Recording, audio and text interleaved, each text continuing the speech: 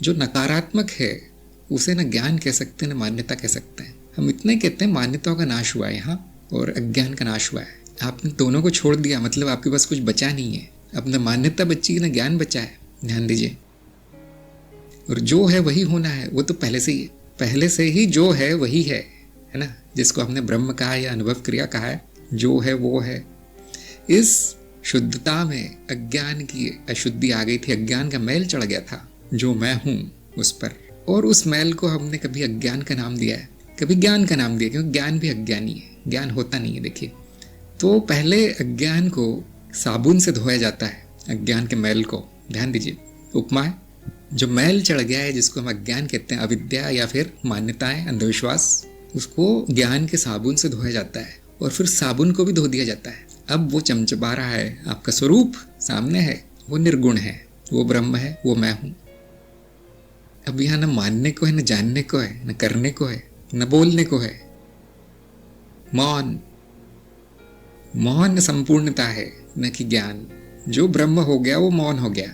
मौन ऐसा नहीं कि मुझे तो कुछ समझ में ही नहीं आ रहा, ऐसा मौन नहीं वो तो अज्ञान छुपाना हो गया। मैं बहुत मौन हूं, किसी से कुछ पूछता नहीं, तो ऐसे ही रह जाओगे फिर। ये जो अज्ञेयता है वो ज्ञान के बाद आती है। ध्यान दीजिए, साबुन धोने के बाद चमचमाता है वो शीशा, आईना, जिसमें आपको अपना स्वयं का दर्शन होता है। अब वो दर्शन मंत्रमुग्ध कर देने वाला है, वहां प्रश्न नहीं आ सकते, वहां मान्यता तो बिल्कुल नहीं आ सकती। और ज्ञान क्या लेना है, ज्ञान क्या लेना है? जो मैं हूं वो सामने है, प्रत्यक्ष है। अब किसका ज्ञान लेना है? कोई और होता तो हाँ ज्ञान हो भी जाता, किसी और चीज का होता है ज्ञान। ध्यान दीजिए, स्मृति में अनुभवों का नियोजन ज्ञान है, तो मतलब कुछ और होगा जो नियोजित हो रहा है स्मृति में, तो ये ज्ञान पूरी तरह बकवास है। इसका त्याग मौन है, शांति है, आनंद है। तो 3 सीढ़ियां आप मान सकते हैं ऐसा ज्ञान मार्ग में, कि पहले मान्यताएं होती है, अंधविश्वास होता है, ज्ञान के द्वारा उसको नष्ट किया जाता है बुद्धि के प्रयोग से। बुद्धि चाकू है जो इन बेड़ियों को काटता है अज्ञान की, फिर वो चाकू फेंक दिया जाता है। अब कार्य उसका काम नहीं है। जैसे किसी ने कहा था कि नदी को पार करने के लिए नाव लगती है।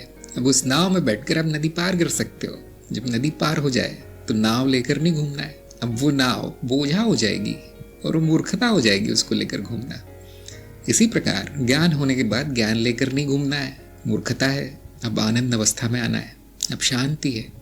तो ये इस रास्ते से जाना पड़ता है। देखिए, यही ज्ञान मार्ग है।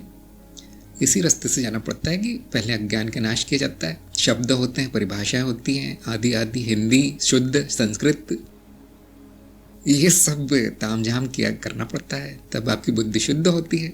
अब साबुन वाली स्थिति में आ गए हम। अब वो साबुन भी खटक रहा है, मैं ब्रह्म हूँ, मेरे बीच में ज्ञान कैसे आ गया? मेरे और ब्रह्म के बीच में ये सब शब्द कहाँ से आ गए? ये सब वेद उपनिषद कहाँ से आ गए? हटाओ इनको।